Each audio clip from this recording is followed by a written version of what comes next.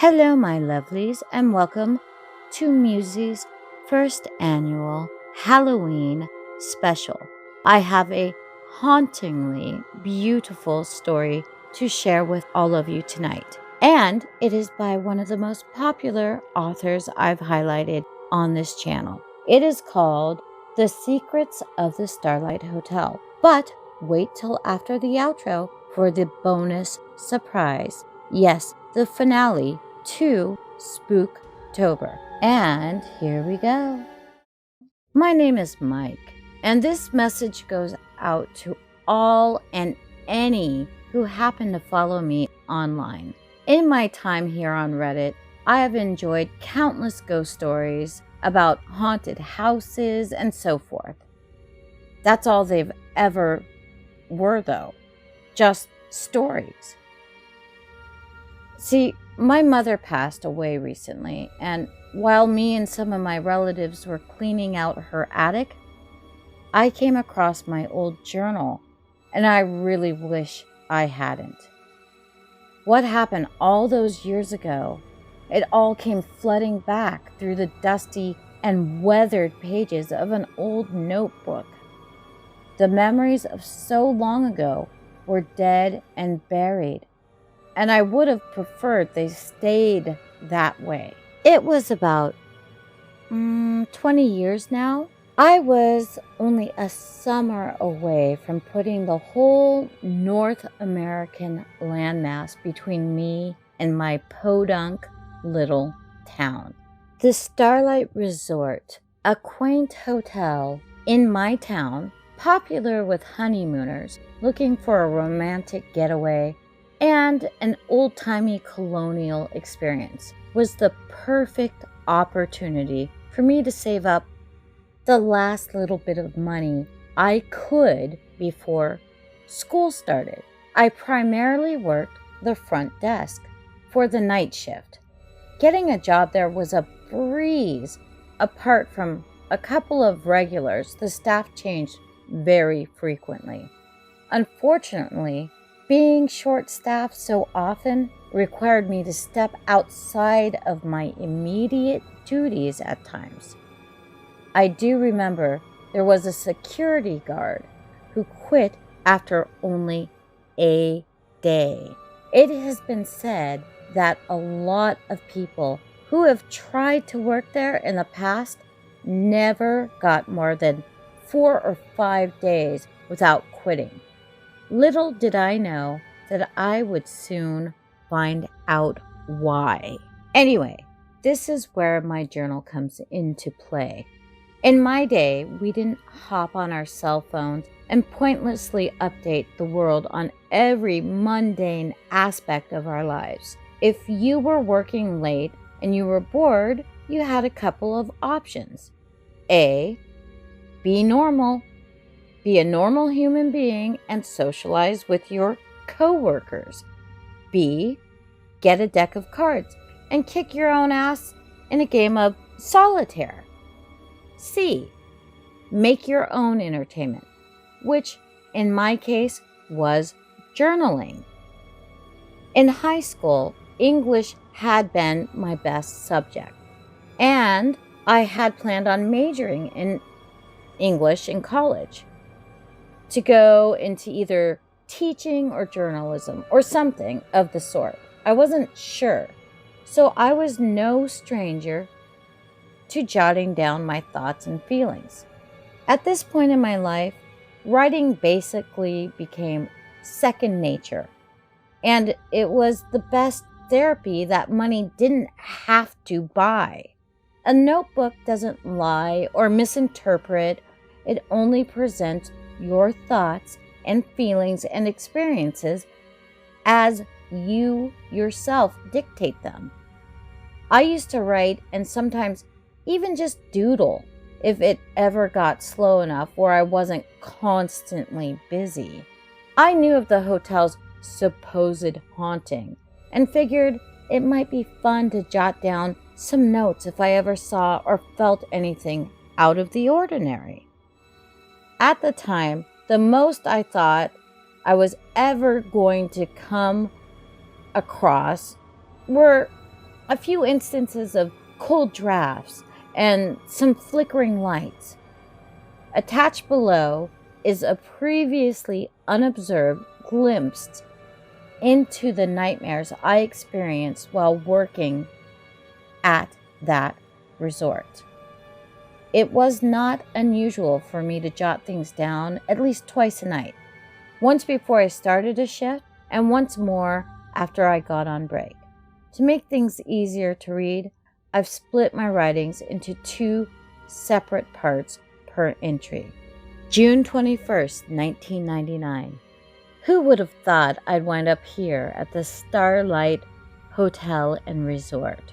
I'm sitting in the lobby as I write this. The history of this place still lives on through the atmosphere here, floating through the musty air and embedded in the handcrafted mahogany furniture. And it seems like the stories about this place go back as far as the hotel itself. Kevin Mackinson from gym class used to always talk about the lady in red.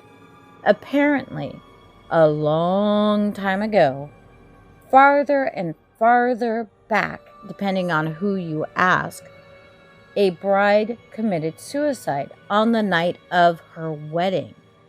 The story goes that a young bride, having her wedding here, in the reception lounge, jumped off the top floor of the hotel after discovering her new husband was having an affair.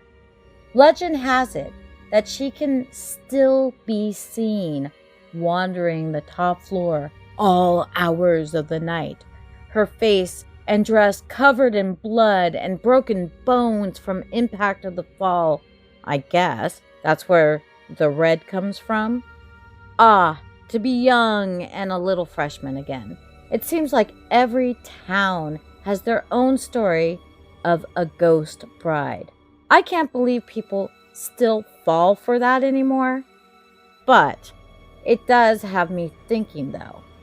All these rumors floating around about this place, even if they are fake, the stories themselves have to be based on something, right? Maybe there's no ghost, but you never know. Affairs destroy marriages every day. And as unfortunate as it is, it's not unheard of for someone to fall out of a window or something like that. Behind every legend could be a little piece of this place's history.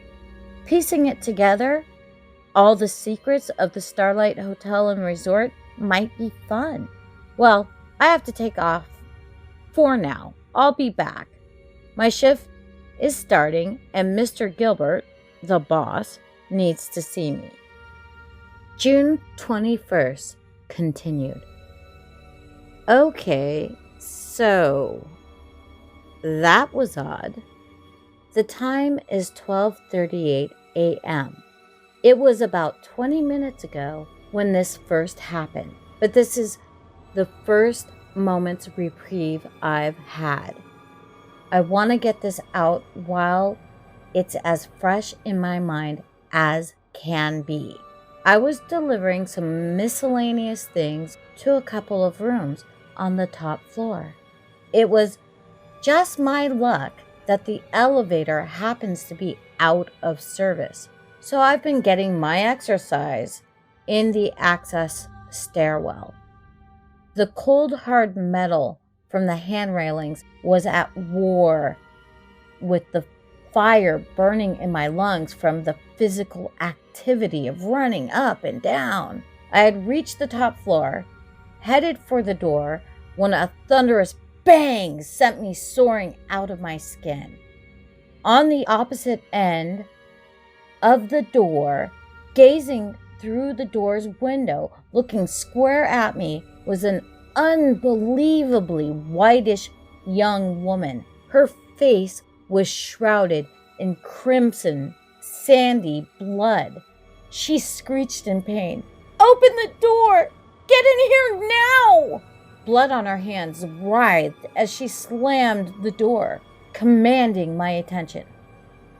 I don't know what came over me, but the next thing I knew, my hand was hugging the handle and welcoming her into my space. She clutched onto me and started smearing blood all over my clothes as she whimpered into my ear, "Where the hell have you been?" Frozen in fear, I was unable to answer. A second question came forth. "Are these my towels?" It was then that I remembered. Room 1307's request. One of the reasons I had been sent up here in the first place. "Damn it," the woman complained. "It's been 10 minutes now." She grasped the stack of towels and pressed them against her nose. The poor woman was taking a bath and went to wash her hair and smashed her face on the faucet. Talk about a jolt to the system. That was an image I won't soon forget. I am finally back at the front desk now. I took forever to talk the woman down and fill out an incident report. Okay, so that wasn't the lady in red, but it was a lady in red. Doesn't that count for something? June 22nd. Night 2, here's to you. And here's to an incident-free night. No more bloody noses from here on out. So far, things have been quiet. Quieter. Anyway, her name is Vivian.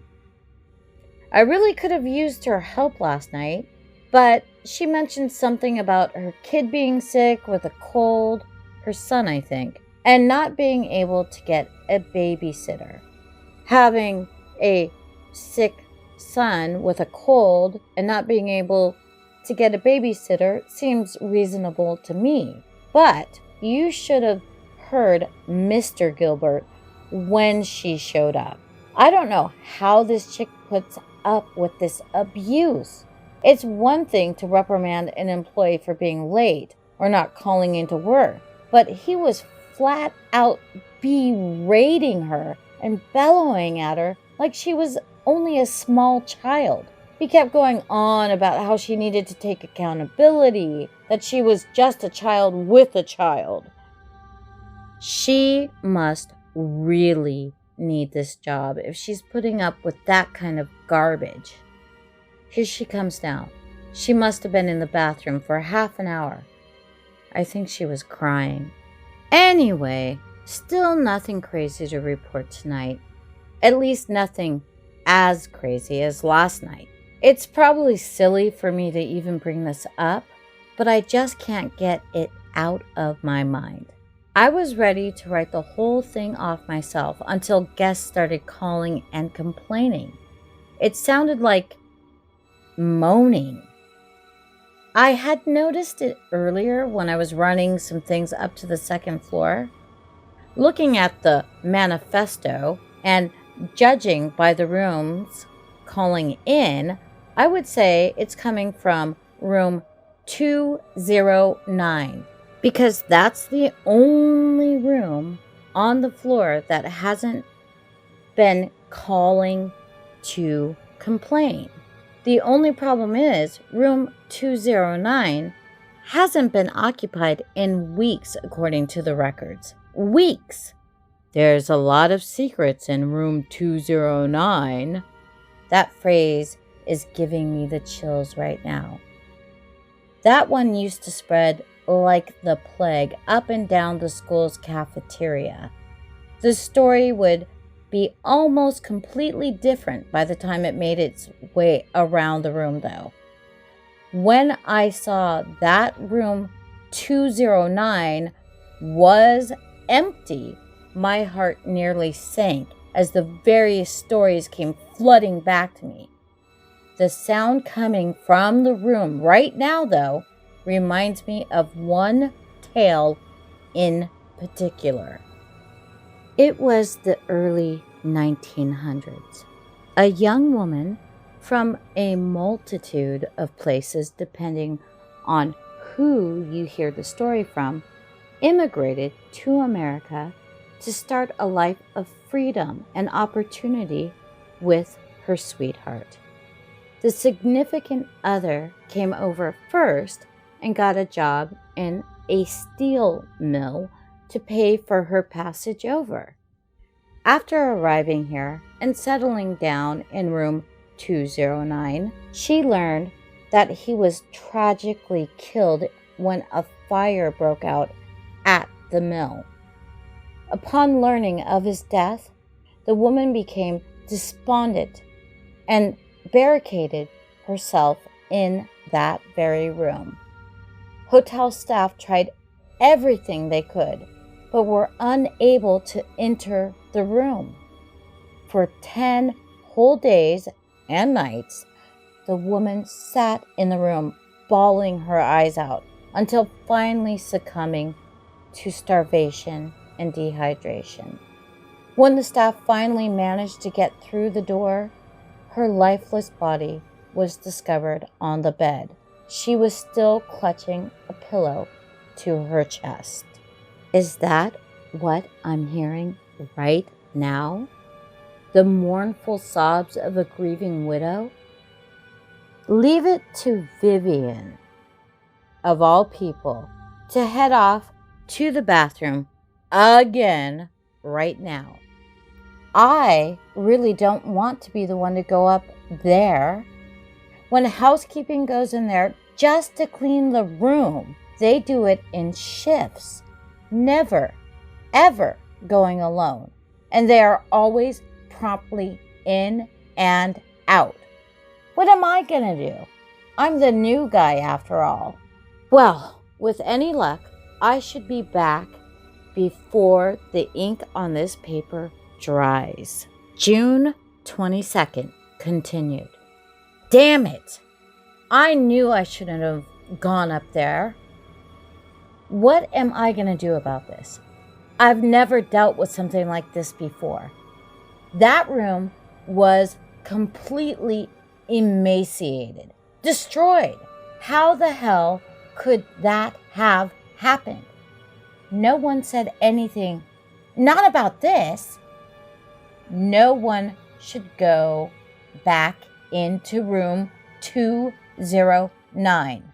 I got water all over my damn shoes, and I really liked this pair. Stupid busted pipe. I'm grateful that the damage was minimal, at least. Mr. Gilbert had me seal the room up. No one else on the floor reported any issues, thankfully, and no water got into anyone else's room. That's good news. Mr. Gilbert says that he is going to get some guys to handle it tomorrow. So I guess I didn't hear the cries of a grieving widow after all. Just the wailing of a busted water pipe. Perhaps there are a lot of secrets in room 209, but that'll have to wait until the room is repaired again. June 23rd. What fresh hell awaits me tonight, I wonder? This has been the most stressful couple of days I've ever had. I guess somebody up there is really making me work hard for my money. Tonight has been gleefully uneventful. Maybe I can rest easy and just do an average night's work. Knock on wood, literally. Anyway, Vivian came in a little late tonight, but I don't think Mr. Gilbert noticed this time. When I went to clock in, he reeked of booze. And he wasn't too friendly tonight either. When I told him I was here, he just grunted, "Get to work." And I went back to my job while he went back to hitting the bottle. I guess managing a hotel really isn't an easy business. It really takes a mental toll on you. I feel bad for the guy, but he could try to be a little more friendly. Off to work I go, for now. June 23rd, continued. Break time! And what a wonderful break time it is. I finally got to do what my original job description entails. Sit at the front desk and answer the phone. I think I'm a little bored tonight. There's no excitement. I actually got into more than a few word conversation with Vivian tonight. She's a pretty rad chick once you get to know her. She's a little quiet at first, but all in all, a very good listener. Funny thing is, we went to the same school, but she's a little older than me by maybe 4 or 4.5 years. I think maybe she had just graduated before I got there. I figured maybe I would ask her what she's heard about the place. That didn't go quite as well as I'd hoped, though. She just said she wasn't much for ghost stories and didn't really go in for that sort of thing. I figured I might be able to just change the subject. Without thinking, I just blurted out the first thing that entered my mind. How about Mr. Gilbert, huh? He can be a real hard ass sometimes, right? The air in the room went from warm and inviting to tense and chilly. She glanced down at the floor. What are you gonna do? Bosses are crap, am I right? True, I answered back. But I heard the way he speaks to you. Why do you put up with it? If someone gave me crap for taking care of my kid who had a cold, that would be it. Where else am I gonna go? I'm stuck here. That's all she said, just like that. No feeling in her voice. I feel so bad for this poor girl. I can't imagine feeling trapped like that with no way out. It must be hell. There must be something else you can do, I asserted. Why don't you just quit? Would you help me? I didn't quite understand what she meant. Would you help me get out of here? Go find a better place. Okay. Isn't this something you can do on your own? I mean, do personally, though? Shh! Suddenly, Mr. Gilbert was coming back from wherever he was. That was the end of that. That's why she had shushed me and took off for the restroom. She really didn't like to be in the same room with him, if she could help it, I noticed. I was surprised he didn't ask what I was up to by myself in a room. He just asked if everything was okay and went back to whatever it was he was doing. He was back in the office right now. I don't think he was feeling too well. All his drinking must have finally hit him pretty hard. Haven't heard a peep from him. June 24th. That was fun while it lasted, but it wasn't meant to be, I suppose. I guess asking for multiple nights in a row of unvarying work was too much to hope for. Anything that can go wrong has. I don't know about ghosts. I've yet to see one, but I certainly wouldn't be surprised if there is a hex on this place. Maybe the rumors from school got it all wrong. This place is cursed, not haunted. The kicker was that this newlywed couple came running out of the elevator in hysterics. The man was dressed like the sorriest excuse of a police officer I have ever seen. And the woman had on a practically see-through nightgown and undergarments of the edible variety. They claimed they were sleeping when the wife slipped out of bed. Her wrist was swollen like gnawed up chewing gum, and her eye was black like a moonless night. I highly doubt anyone goes to sleep looking like that. And who among us that isn't 80 years old bruises up like that from falling a few inches from the bed? Mr. Gilbert barked at me to get upstairs and check out the room, as if Vivian and I didn't have enough on our plates. She was busy cleaning up after some drunk who came in so off his ass and couldn't quite make it all the way to the bathroom.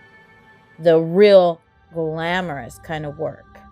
When me and the newlywed couple made it to their room, it was just as I thought.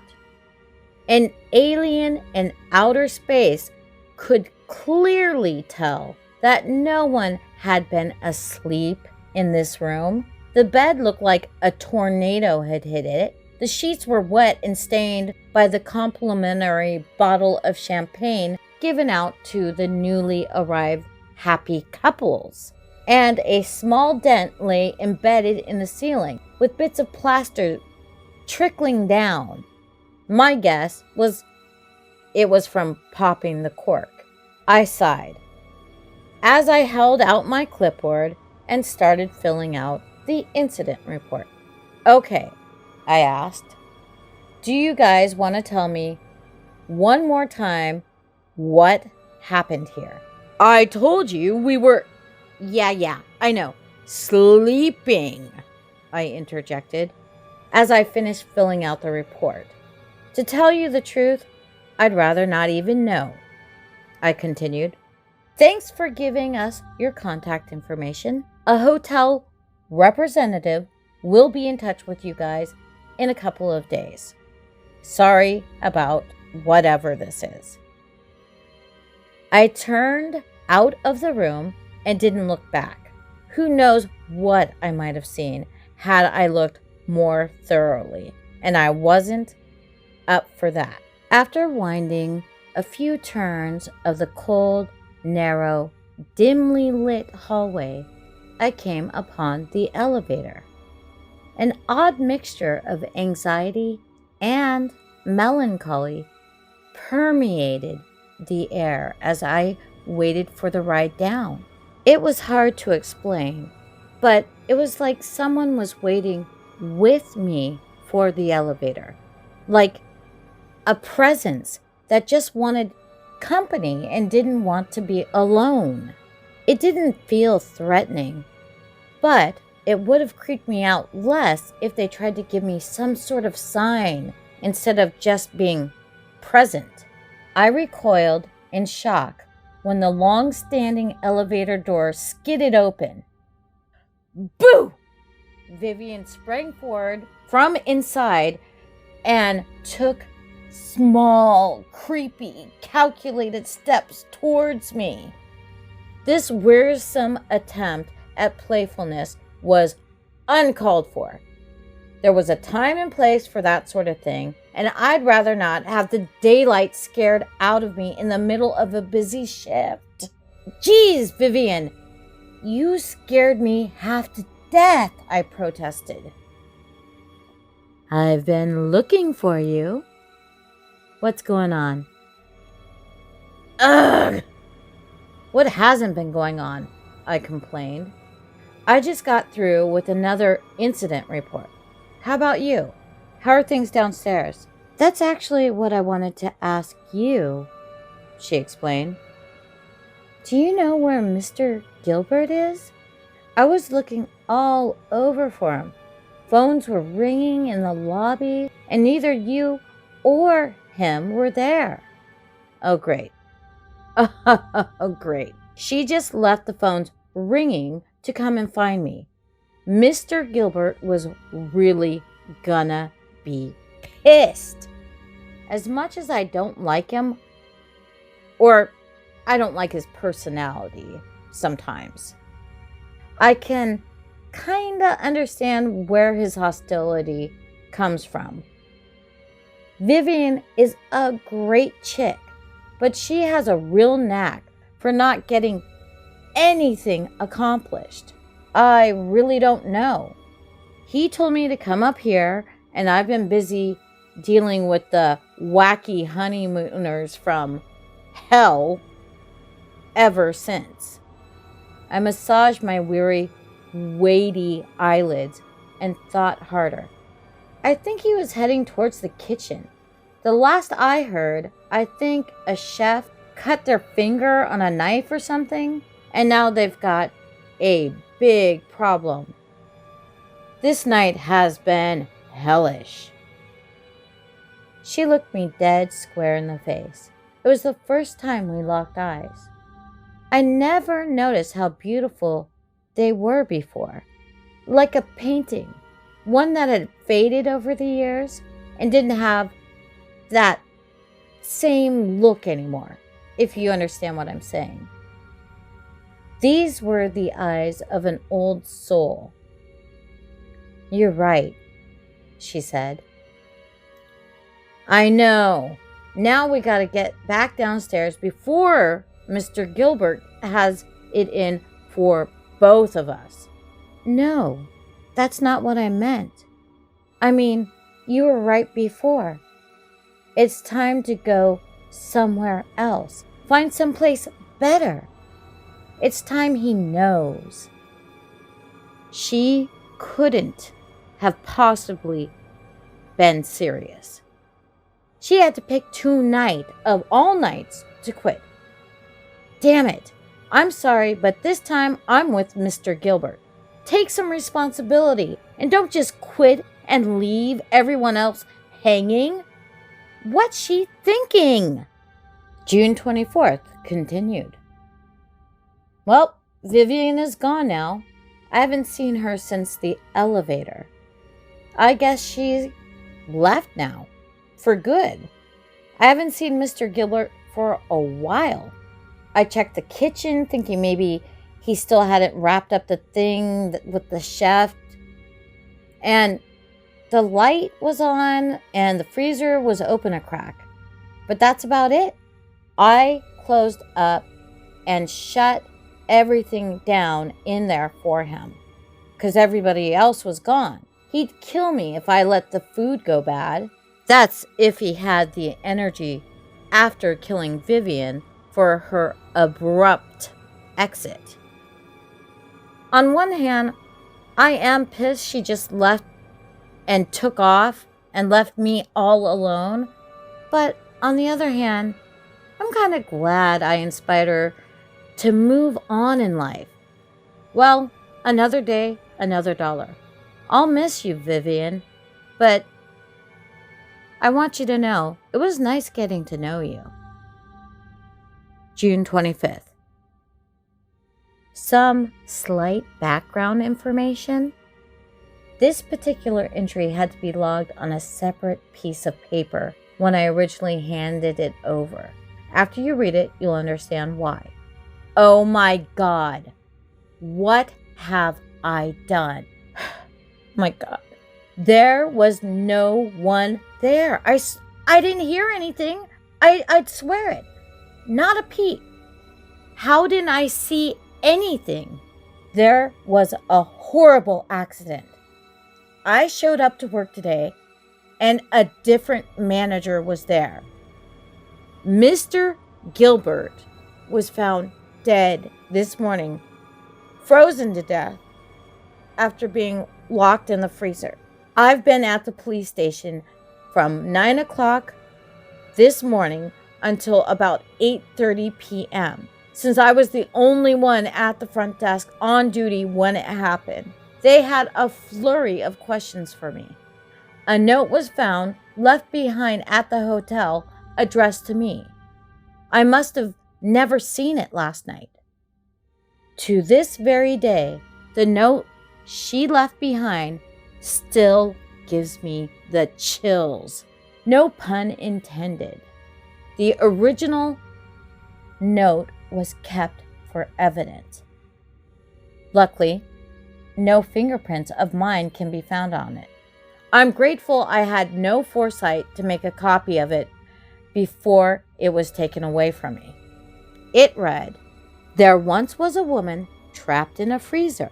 Ignoring her pleas, he did not release her. Growing colder and colder, she could see her breath, and died a slow and icy death. Despite his crime of ignorance, he had no shame. He will only learn if his fate is the same. The sins of the father must be repaid. Do your research, and you will find your proof, convicting the one who was ever aloof. You looked upon my situation with much pity, and now I've found a way for you to help me. Trust what I say, and do not bat an eye. This man is certainly not a good guy. You must strike now. It is prime time. Hurry and return to the scene of the crime. There is only so much I can do. The rest is to fall upon you." He will beg and plead and scream and shout, but you mustn't ever let him out. Congratulations, Mike. You spent your time here investigating legends. Now you have the honor of being part of a real one. Thanks for sticking around as long as you did.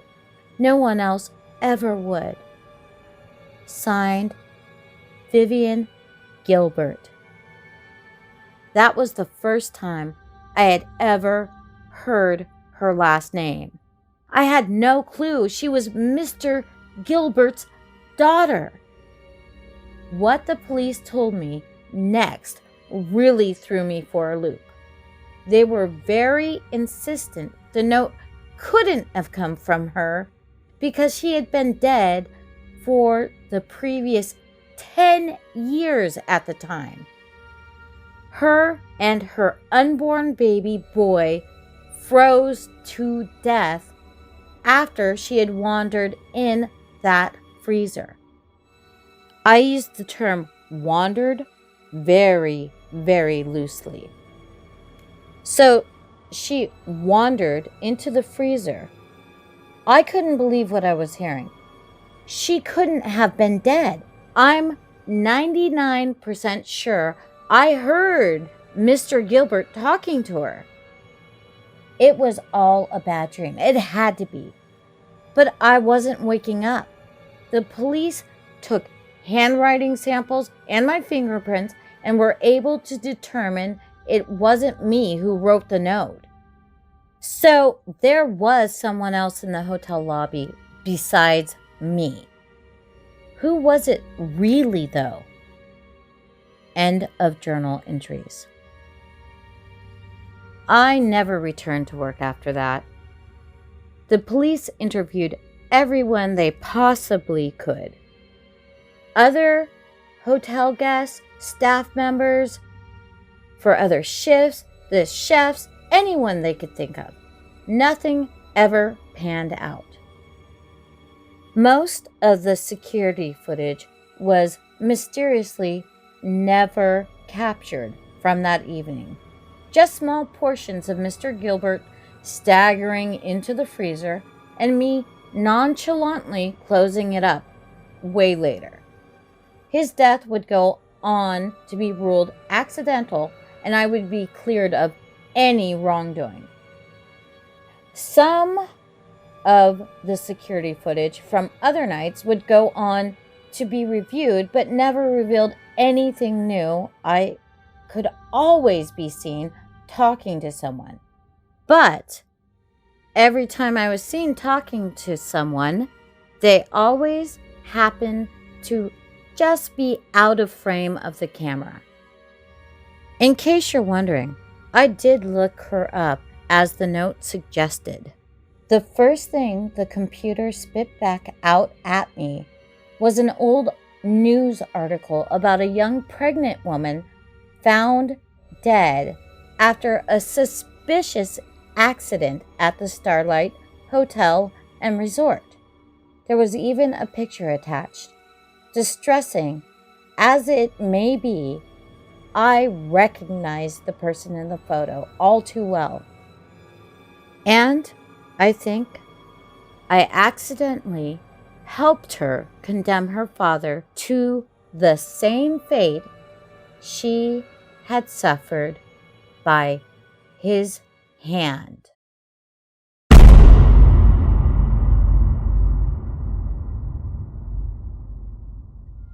And I hope you enjoyed that, darlings. Hang on. I want to thank J.Horist for this fabulous exclusive story. And hang on a moment. It was so good, wasn't it? I just loved it. Okay, hang on 1 second and you get the finale. It's only going to be like 30 seconds of Spooktober next. Part 4 of Spooktober. You take a glance at the man and feel uneasy at the thought of letting him in. You tell him to wait until you call an ambulance, but he begs you to let him inside. You ignore him and look for your phone. As you're on the line with emergency services, you glance through the peephole one more time, but the man is gone. You don't want to go outside to check it out, so instead you hang up on the call and throw your phone on the couch, making sure your front door is locked. After making sure the door is locked, you go back to the kitchen and do the same with the back door, and then you realize something terrible. The back door was unlocked this whole time.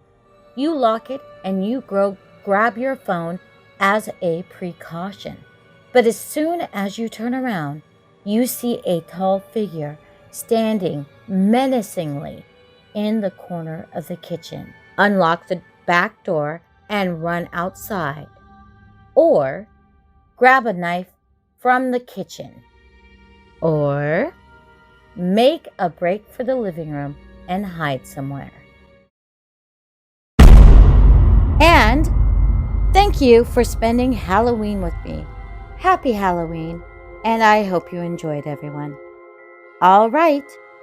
See you soon. Bye.